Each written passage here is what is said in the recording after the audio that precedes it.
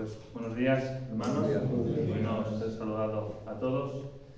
Y bueno, creo que en esta mañana pues se ha hecho evidente que la palabra del Señor es verdad, ¿no?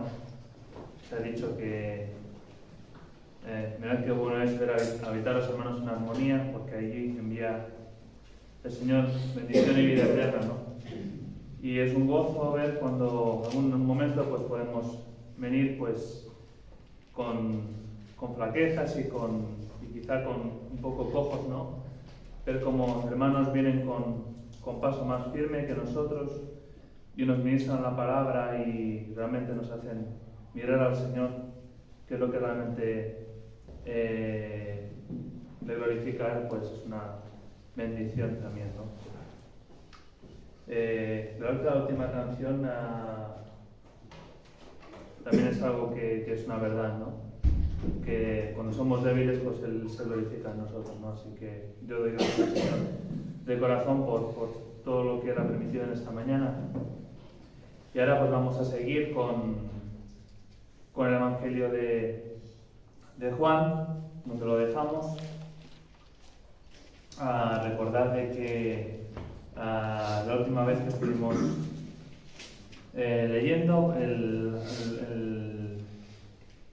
la primera parte del capítulo 2 del Evangelio de Juan, el Señor aquí pues hace una conversión, convierte el agua en vino, y ahora leeremos del versículo 13 al versículo 25. Dice: estaba cerca la Pascua de los judíos, y subió Jesús a Jerusalén. Y halló en el templo a los que vendían bueyes, ovejas y palomas, y a los cambistas allí sentados. Y haciendo un azote de cuerdas, echó fuera del templo a todos, y las ovejas y los bueyes, y esparció las monedas de los cambistas, y volcó las mesas. Y dijo a los que vendían palomas: quitad de aquí esto, y no hagáis de la casa de mi padre casa de mercado. Entonces se acordaron sus discípulos que está escrito: el celo de tu casa me consume. Y los judíos respondieron y le dijeron: ¿qué señal nos muestras, ya que haces esto? Respondió Jesús y les dijo: destruid este templo y en 3 días lo levantaré. Dijeron luego los judíos: en 46 años fue edificado este templo, y tú en 3 días lo levantarás. Mas él hablaba del templo de su cuerpo.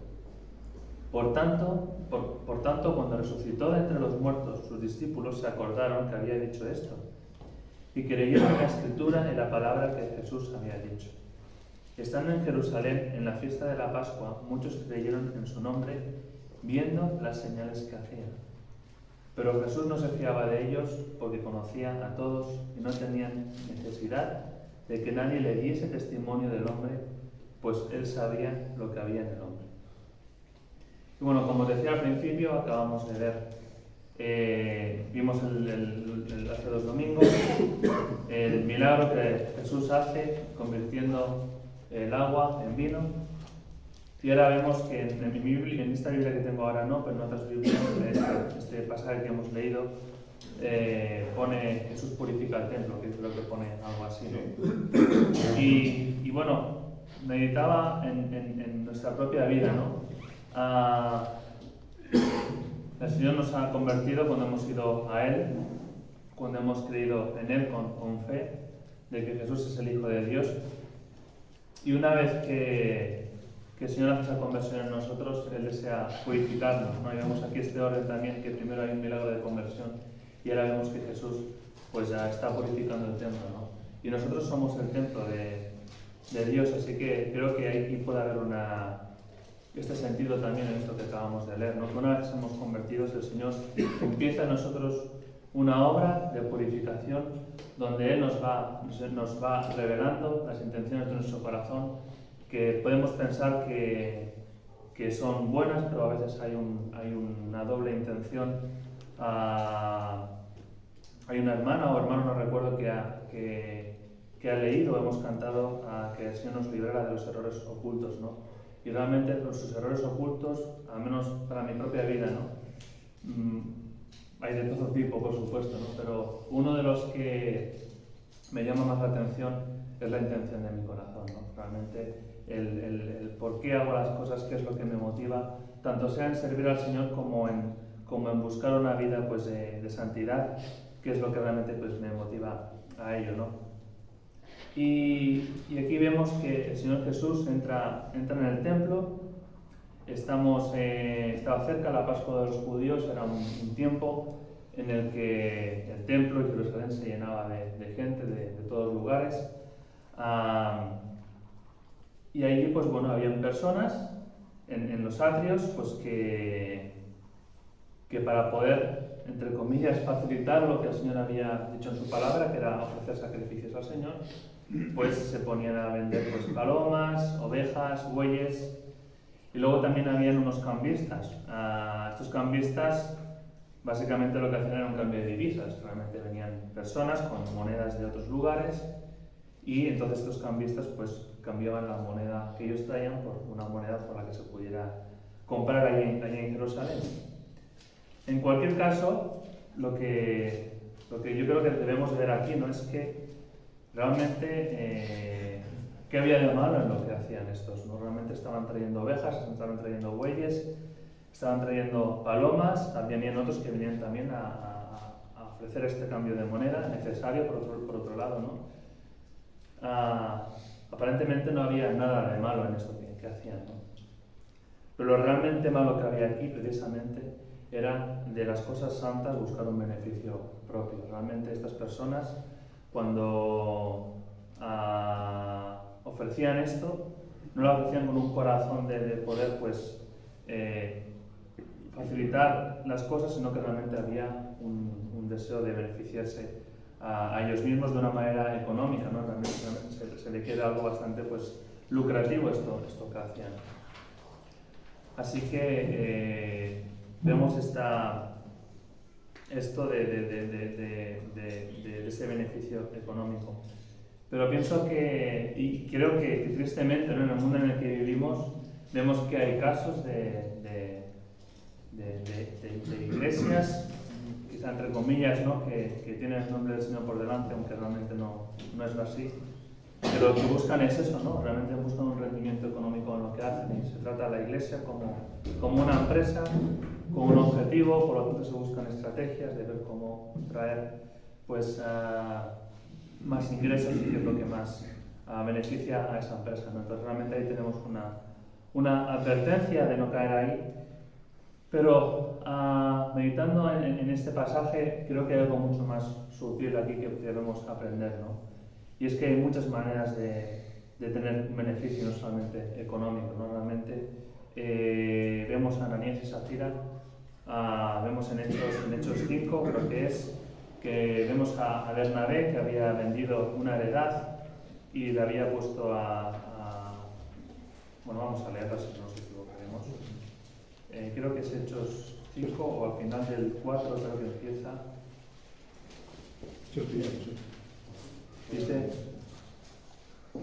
Dice al final del Hechos 4, dice, los creyentes tenían todas las cosas en común, versículo 32. Y la multitud de los que habían creído eran de un corazón y un alma, y ninguno quería ser suyo propio nada de lo que poseía, sino que tenían todas las cosas en común.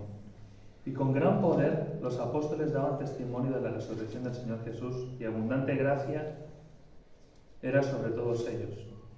Así que no había entre ellos ningún necesitado, porque todos los que poseían heredades o casas las vendían y traían el precio de lo vendido, y lo ponían a los pies de los apóstoles y se repartía cada uno según su necesidad. Entonces José, a quien los apóstoles pusieron el sobrenombre de Bernabé, que traducido es hijo de consolación, levita, natural de Chipre, como tenía una heredad, la vendió y trajo el precio y puso a los pies de los apóstoles. Entonces vemos aquí una situación de estos primeros creyentes que es preciosa, ¿no? Realmente decían que no decían que de lo que tenían no decía ser suyo nada de lo que tenían, ¿no?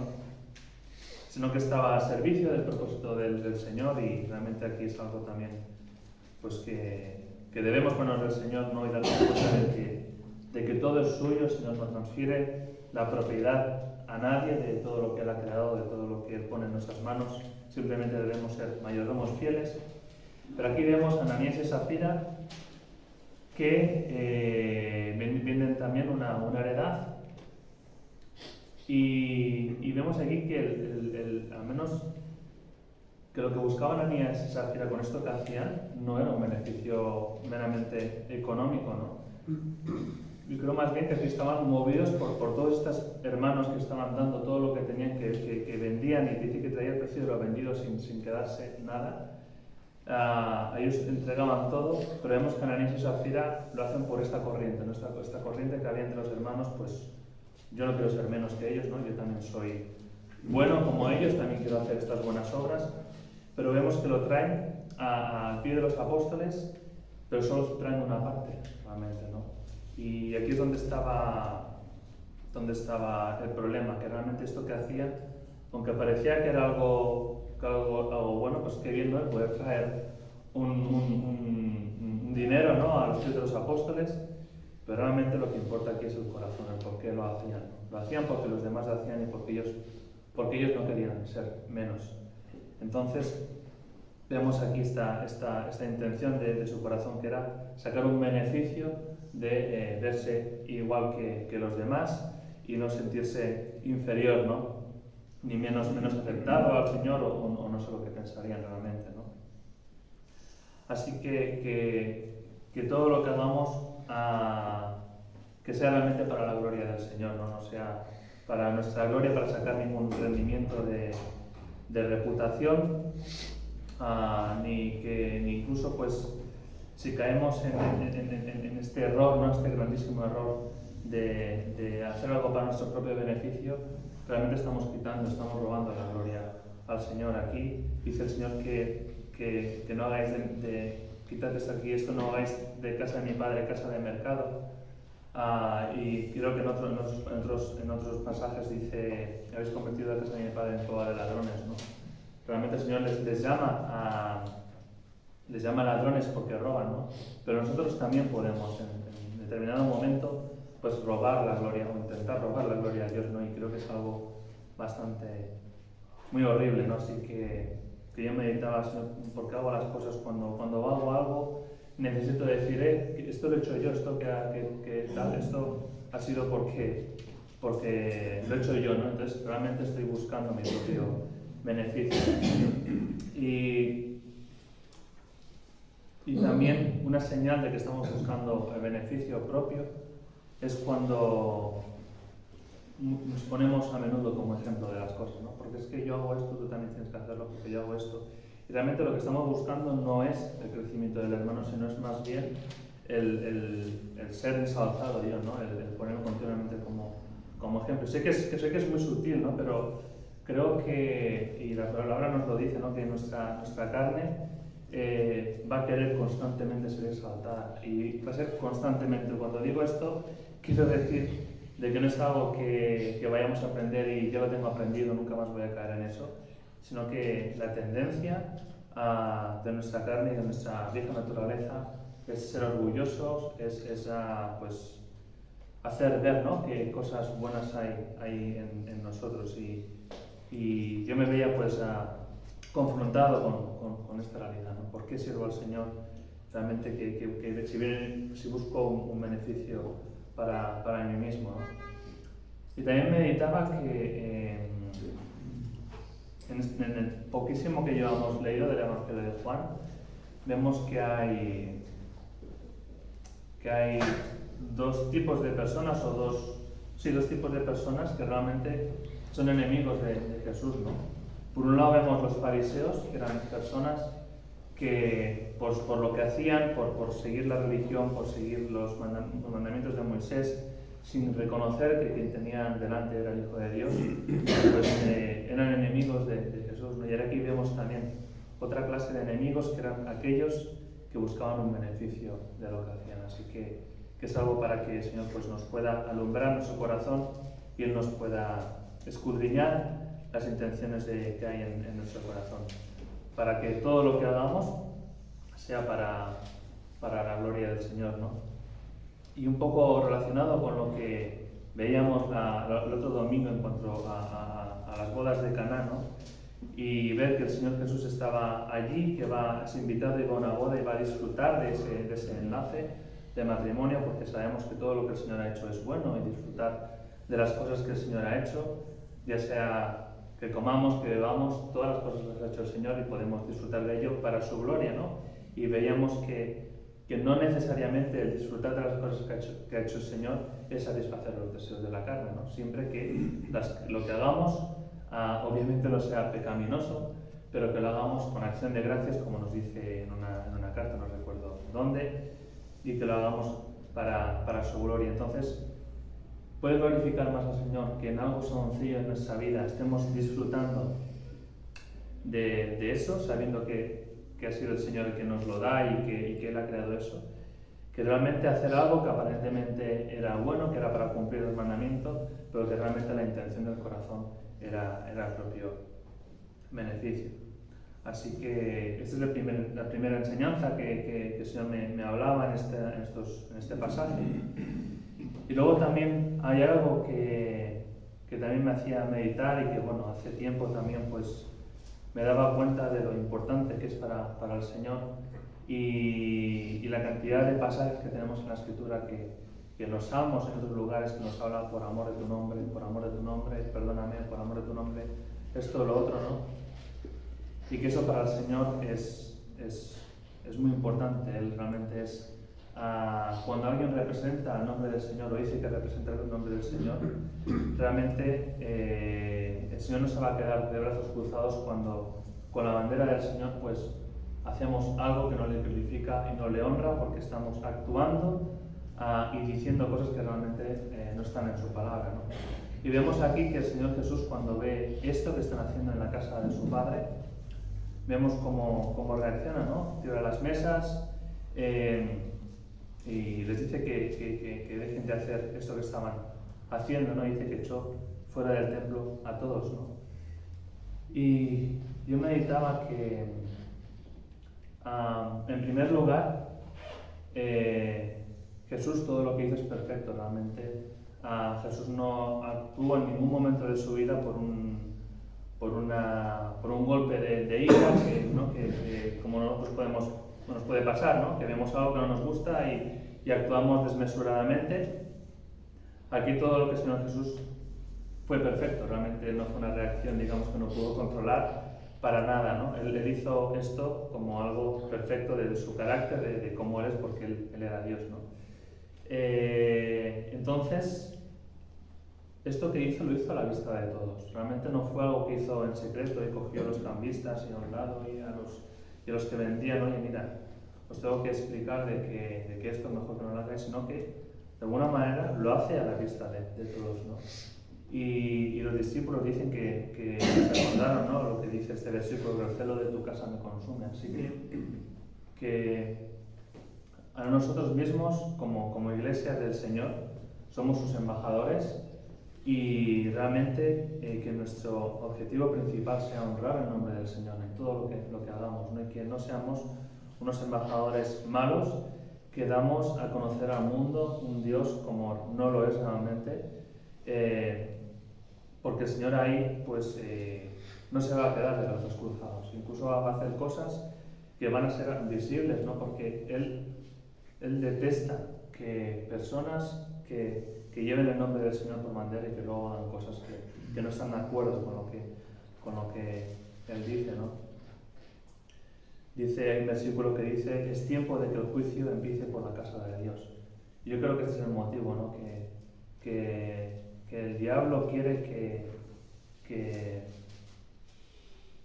personas que profesan solamente con sus labios, pero no de corazón, que son hijos de Dios, que hagan cosas que se relacionen con Dios, que realmente no son como Él las ha mandado, ¿no?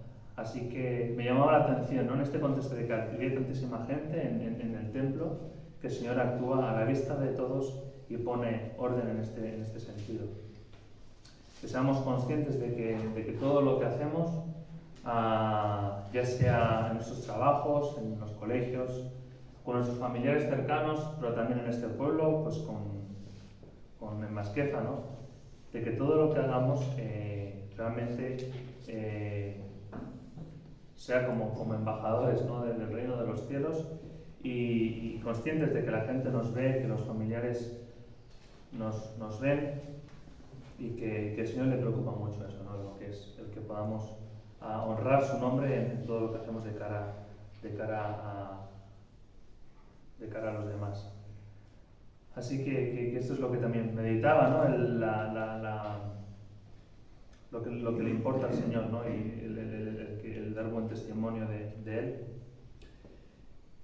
Y también hay otro punto aquí que creo que es importante, ¿no? que entendamos, cuando dicen los discípulos en el versículo 17, el celo de tu casa me consume.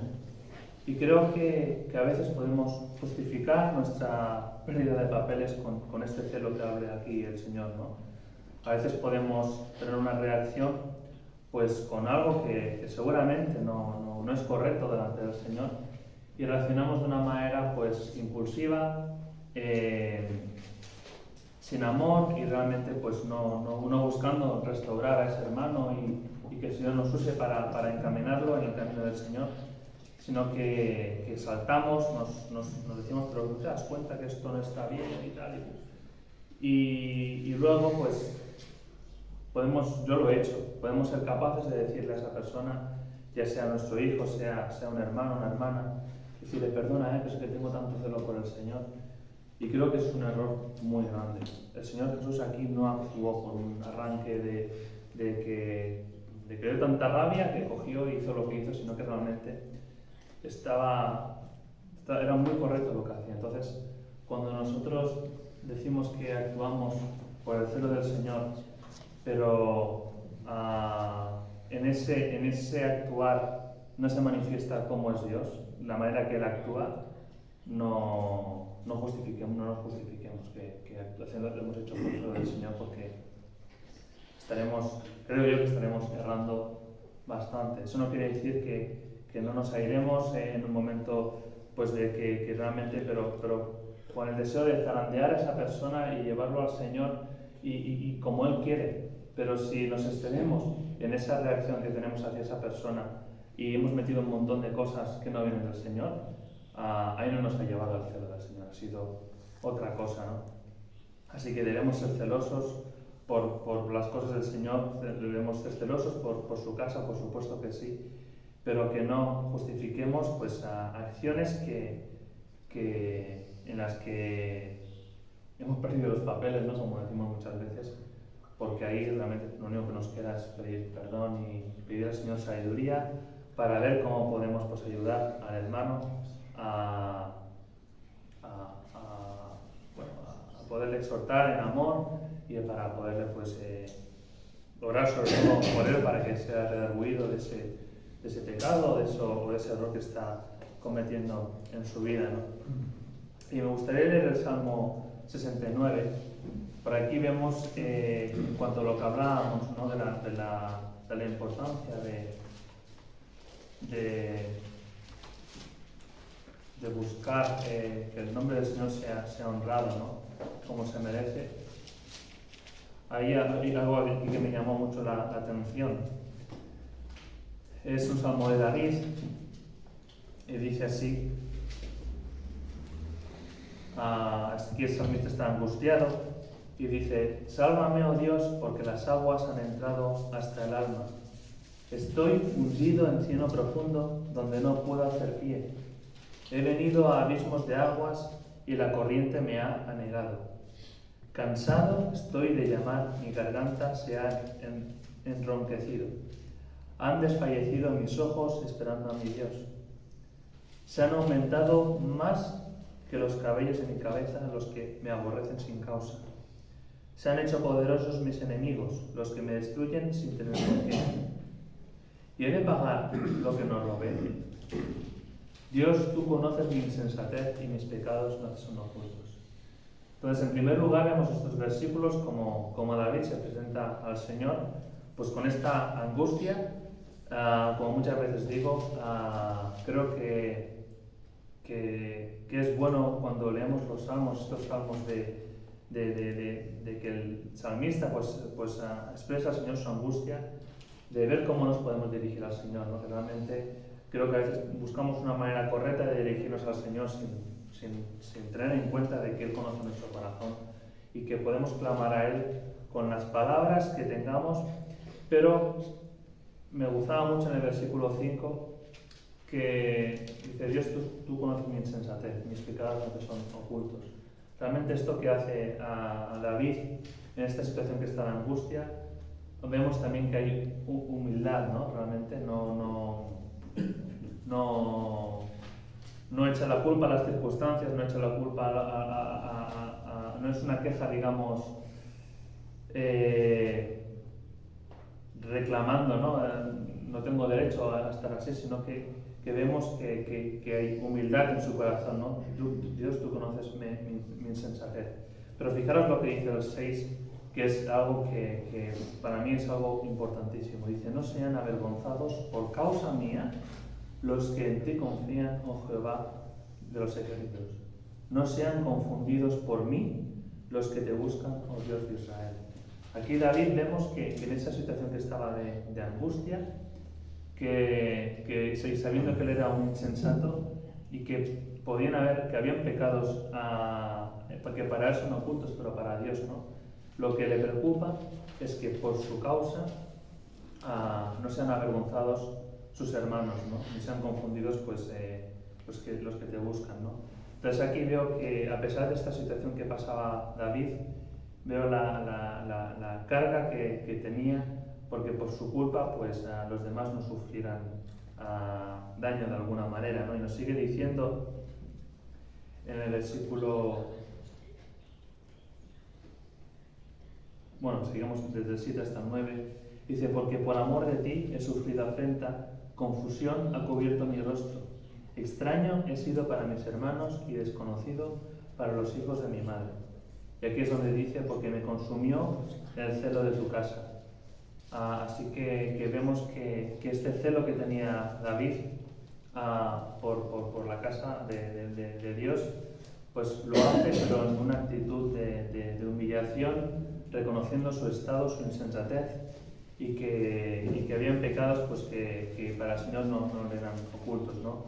Así que cuando hablamos del celo del Señor, del celo por la casa del Señor, que sea siempre con un deseo genuino de que el nombre del Señor no sea dañado, y con esta humildad que nos mostraba aquí David, ¿no? En este Salmo 69. Y por último, también en lo que estábamos leyendo en Juan, ha habido un detalle que nunca había, que no había parado, y creo que es de suma importancia para todos nosotros en nuestro día a día. En primer lugar hay una cosa que me dejaba, ¿no? Que nos dice en el 18, dice: y los judíos respondieron y le dijeron, a raíz de todo lo que estaba haciendo el Señor Jesús ahí con los cambistas y los que vendían los animales, dicen que los judíos respondiendo le dijeron: ¿qué señal nos muestras ya que haces esto? Respondió Jesús y les dijo: destruid este templo y en 3 días lo levantaré.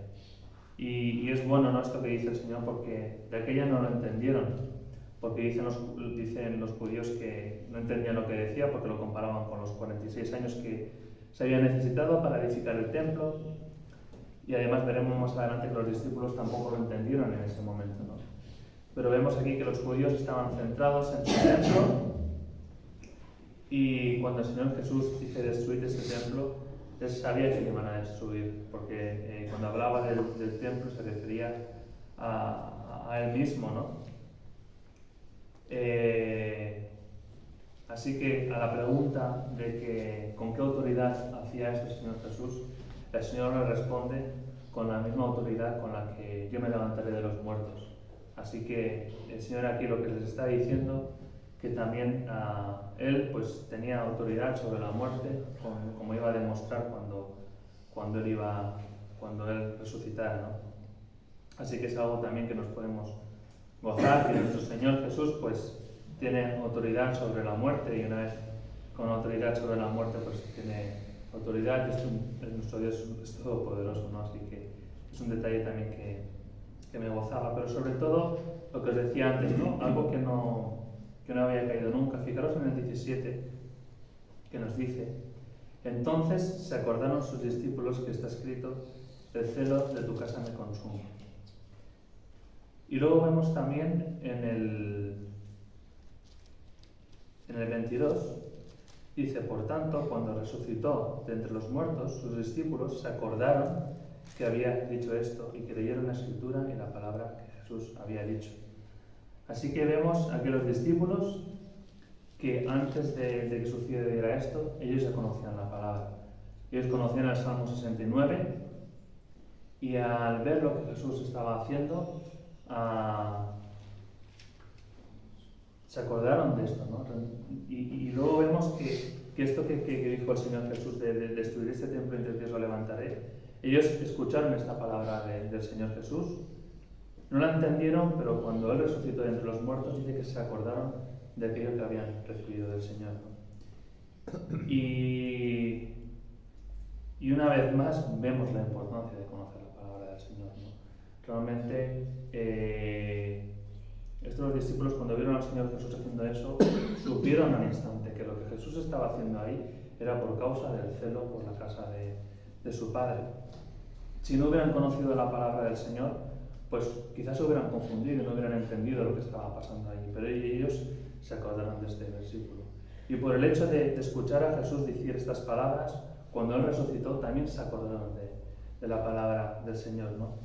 Así que lo importante de poder pues, leer la palabra, como nos dice también un versículo, ¿no? que abunde en nuestros corazones, porque es nuestra guía. Decimos que es lumbrera nuestro camino, pero realmente es así. A veces vamos a leer cosas. Cuando los discípulos leían el Salmo 69, pues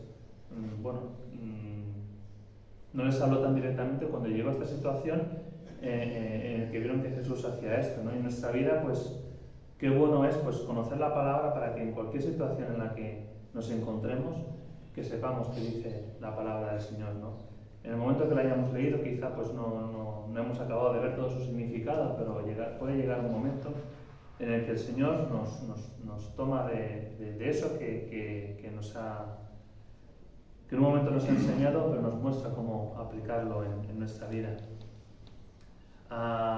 Y vamos a leer este pasaje que dice en Juan 14.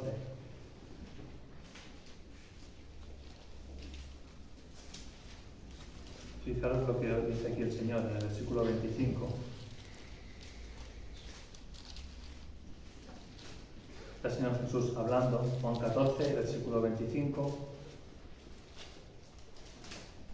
Y dice: os he dicho estas cosas estando con vosotros, mas el Consolador, el Espíritu Santo, a quien el Padre enviará en mi nombre, Él os enseñará todas las cosas y os recordará todo lo que yo os he dicho. Pero fijaros que cuando habla aquí del Espíritu Santo, habla de que Él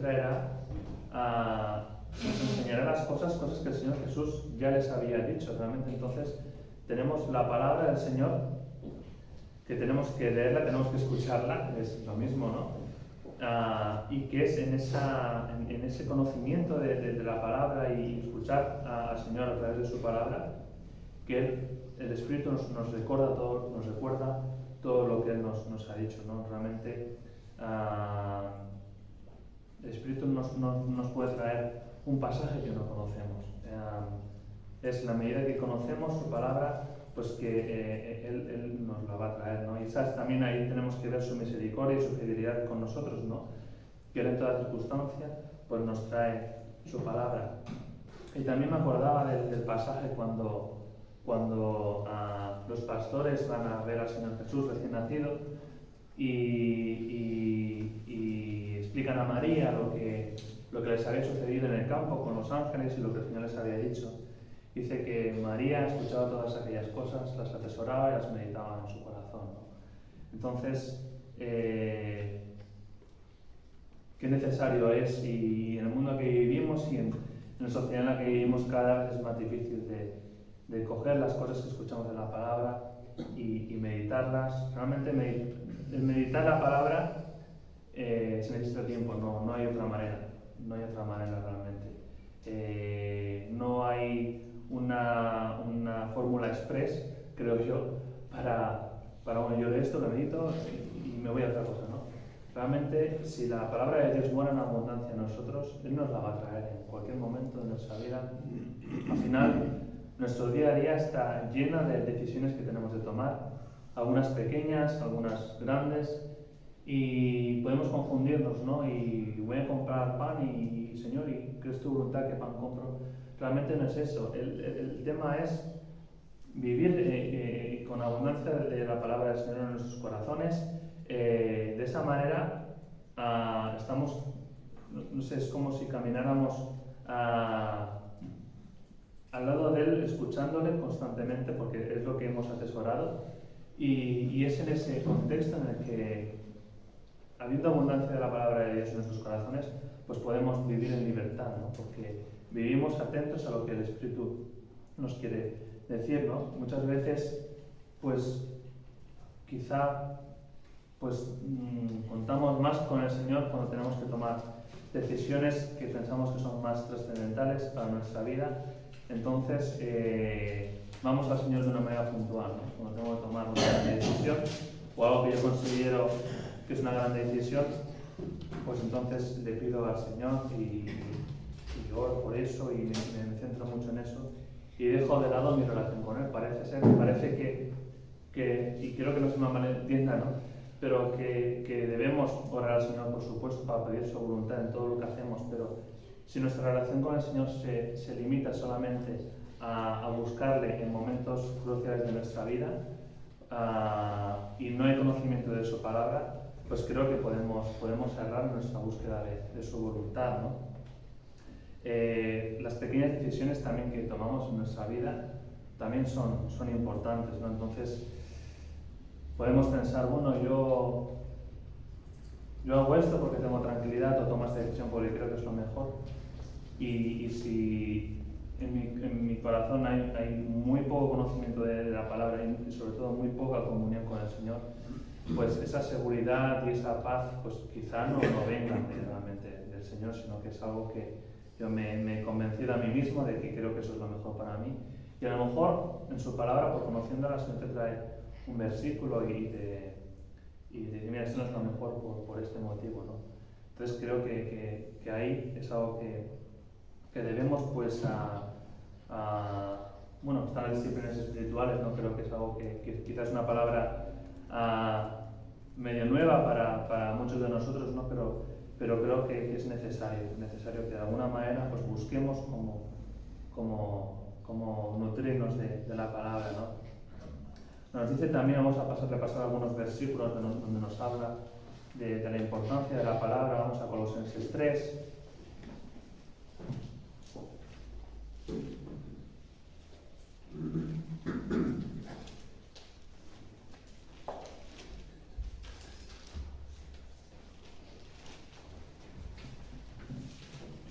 Nos dice así en los versículos 16 y 17.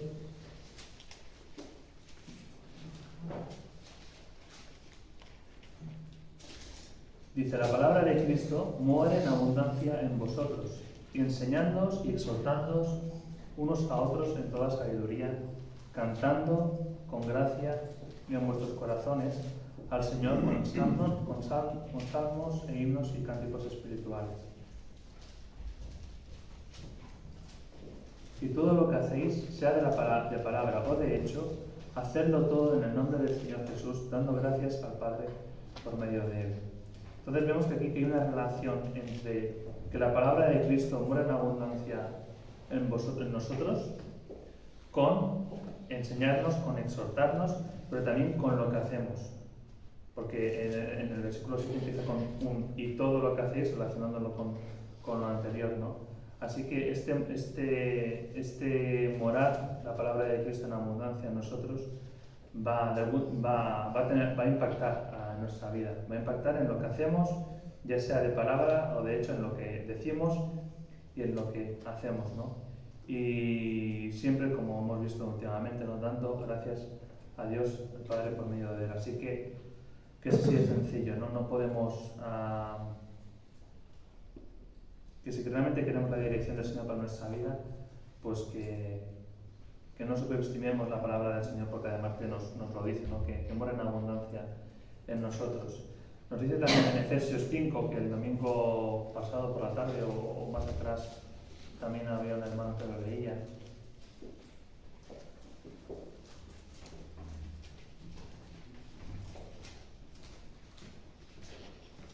Efesios 5, 15,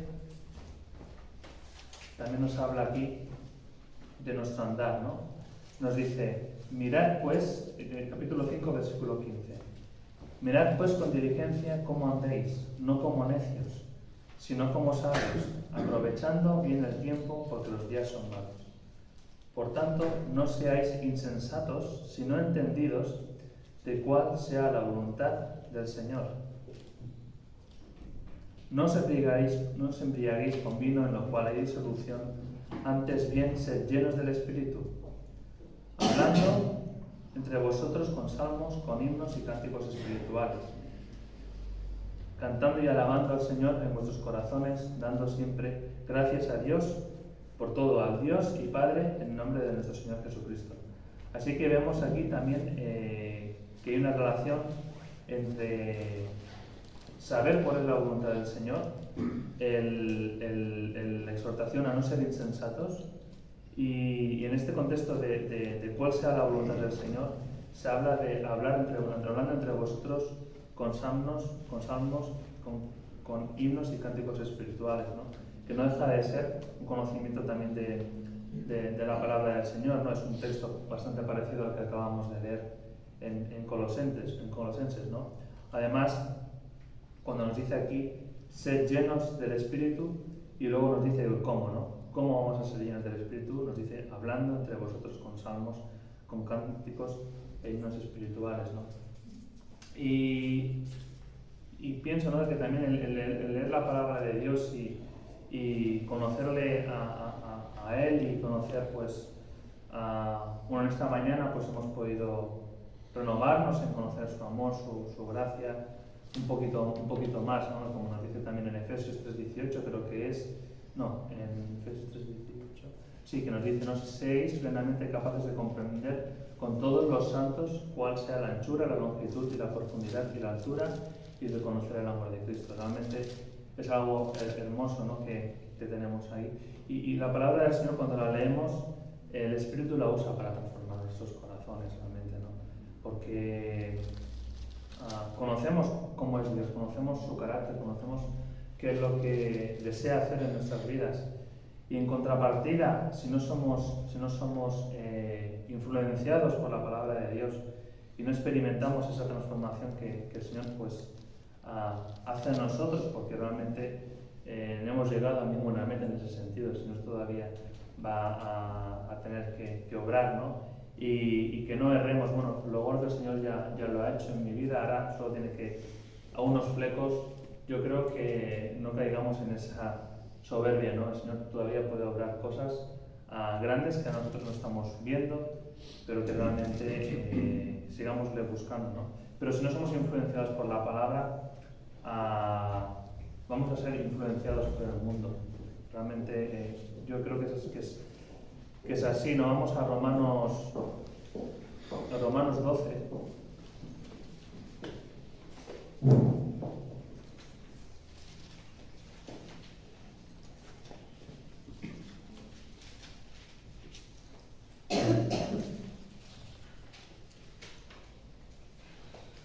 Nos dice, bueno, la Reina Valera pone: "Nos conforméis a este siglo", creo que en la Biblia de las Américas dice: "No os adaptéis a este siglo, sino transformaos por medio de la renovación de vuestro entendimiento, para que comprobéis cuál sea la buena voluntad de Dios, agradable y perfecta".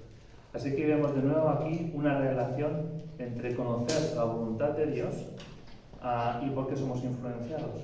Si por la renovación de nuestro entendimiento, que es leyendo la palabra y al final nos entra por nuestra mente, ¿no? Realmente cuando leemos nos entra por nuestra mente, con nuestro conocimiento de la lectura, con la visión, ¿no?, que nos ha dado a veces con el oír, si estamos escuchando un mensaje de un hermano, y que eso de la mente tiene que pasar al corazón. Pero hay un contraste aquí, o sea, entre conocer la buena voluntad de Dios y la renovación del entendimiento al adaptarnos a este siglo, adaptarnos a este mundo, ¿no? Ayer fui antes de ayer, fui al oculista o oftalmólogo, como se llame, ¿no? Y bueno, pues me hicieron unas pruebas y tal, y estaba ahí en la consulta y meditaba, ¿no? Digo, ¿sabes? Pues, ¿qué hace el Señor por la vista, ¿no? Porque realmente por la vista es por la cual pues podemos leer la Escritura, y si no, pues el Señor nos daría otros medios, ¿no?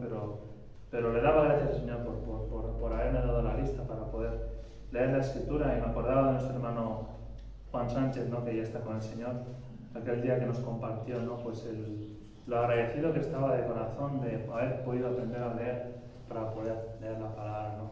Que es algo que me lo recordaba, y la verdad es que es algo que Dios nos ha dado, la vista, el oído, y que leyendo su palabra pues también es algo que con estos detalles les podemos dar gracias al Señor, ¿no? Eso es una realidad, ¿no? Y si vemos en algún momento, ¿no?, cuando nos dice aquí que no nos adaptemos a este mundo, se está refiriendo aquí al mundo en el sentido de cómo se conduce, ¿no?, porque está influenciado el mundo, no está hablando de otras cosas, pero que en el momento que veamos que hay cosas de este mundo en las que no encajamos, que no se nos ocurre hacer un esfuerzo para encajar, no encajamos, y realmente no nos adaptemos para encajar, ¿no? Eso no significa que no tengamos relación con las personas, que incluso nos preocupemos por ellos, por sus necesidades, sobre todo por predicarles el Evangelio, ¿no? No significa que no hagamos negocios, sí que no nos tenemos que enredar, pero debemos hacer negocios con ellos, pero siempre con este sentido de vivir como embajadores, ¿no? Un embajador es alguien que pertenece a un país porque está viviendo en un país extranjero, con el único objetivo de poder representar correctamente a su país, y realmente ese embajador va a estar constantemente en contacto con el país al que pertenece para saber cuáles son las órdenes, y aunque vive en un país extranjero, ¿no?, y ese embajador pues va a tener que negociar, va a hablar con la gente, va incluso a aprender el idioma de ese país donde está, pero siempre sin perder de vista que es un embajador, ¿no? Así que no hagamos ningún esfuerzo por adaptarnos a este mundo, en nuestra manera de ser, porque realmente nuestra manera de ser tiene que ser transformada por Dios, por su Espíritu y por la palabra, ¿no? Así que esto es algo que veía, ¿no? Y todo eso lo meditaba a raíz de que los discípulos pues entendieron lo que el Señor Jesús estaba haciendo porque conocían la palabra, y el hecho de haber escuchado a aquellas palabras que el Señor Jesús dijo cuando resucitó, pues el Espíritu lo trajo a su mente y lo ha entendido, ¿no? Así que yo os quiero animar, y a mí mismo también a poder pues nutrirnos cada vez más de la palabra. Pues muchas veces nos digo por mí, nos hemos propuesto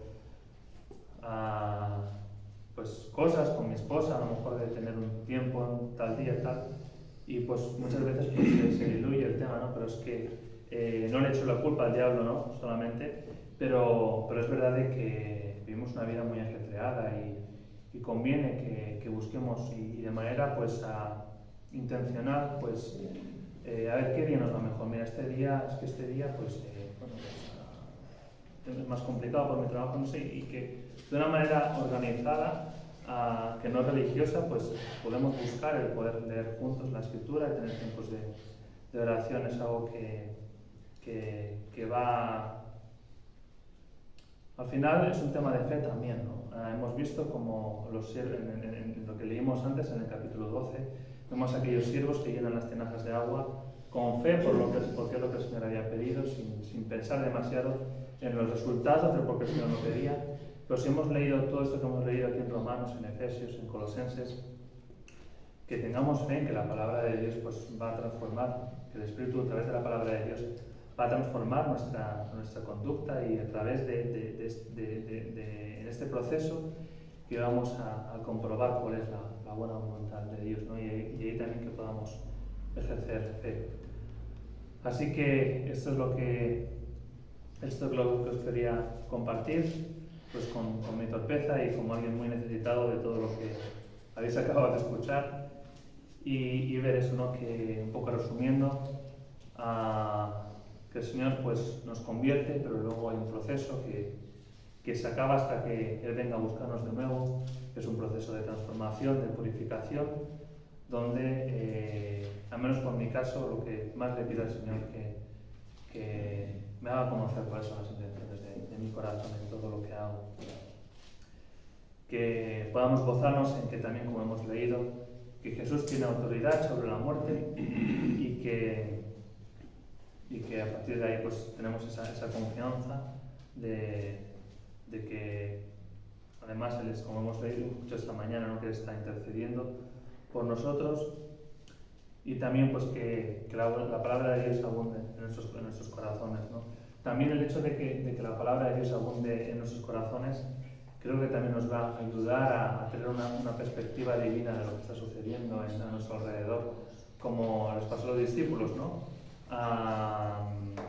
Ellos se acordaron de esto, entonces a veces vemos las cosas en una perspectiva muy horizontal, que no vemos el propósito de las cosas, pero seguramente pues, conociendo más la palabra pues podemos tener una perspectiva de las cosas distintas, ¿no?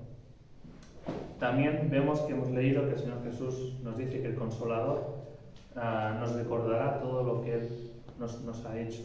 Así que también en nuestro deseo de que los demás también pues también busquen al Señor en su palabra y también pues conozcan al Señor por su palabra, que también tengamos en cuenta de que es obra del Espíritu. Realmente el Señor nos dice que miremos cómo estimularnos al amor y a las buenas obras, ¿no? Pero sin olvidarnos de que es el Espíritu del Señor el que trae las cosas a nuestro corazón y que no podemos nosotros por nuestra fuerza y por nuestra de una manera pues no sé si legalista o no sé cómo decirlo, pues tienes que leer, sino que sea algo que practicándolo yo pues pueda ser de alguna manera de motivación para los demás, porque también pues me acuerdo una vez que un hermano decía, ¿no? Que se imaginaba a alguien en una oficina con una taza de café, ¿no? Rebosando, y que iba andando por la oficina, se giraba y se golpeaba con alguien y involuntariamente le tiraba el café por encima, ¿no? Y entonces el hermano decía, bueno, ¿por qué le tiró el café? Y dice, porque su copa estaba rebosando de café. Si esa copa o ese vaso estuviera rebosando de agua, pues lo que lo hubiera tirado de encima sería agua, ¿no? Entonces, si la palabra de Dios abunda a nuestros corazones, también se va a cumplir lo que hemos leído de que hablando entre nosotros con cánticos y salmos espirituales. No tiene que ser algo que rebusquemos, realmente que haya tanta abundancia que sin querer lo que nos haga, la reacción que salga de nosotros sea el poder compartir y la palabra del Señor, ¿no? Y bueno, y también conociendo la palabra del Señor, pues vamos a conocer muchas de sus promesas, como la que os he leído antes, ¿no? De Isaías, que dice, porque yo soy Jehová tu Dios, quien te sostiene de tu mano derecha y te dice, no temas, yo te ayudo, ¿no? Y también sigue diciendo, ¿no? Que Él sabe que somos polvo, Él conoce cómo somos, pues que aún así, nosotros nos vemos mal, pero es que el Señor nos ve, por un lado nos ve peor, porque sabe todo, pero por otro lado nos ve en Cristo. Entonces, que también podamos, bueno, para mí era una exhortación al haber podido leer este pasaje y por eso os lo quería compartir y bueno, que el Señor pues bendiga su palabra en cada uno de vuestros corazones. Y la verdad, hermanos, pues esta primera parte de la reunión de esta mañana, pues lo quiero volver a decir, me he gozado mucho eso y la verdad es que os amo a todos mucho en el Señor y doy gracias al Señor por ello.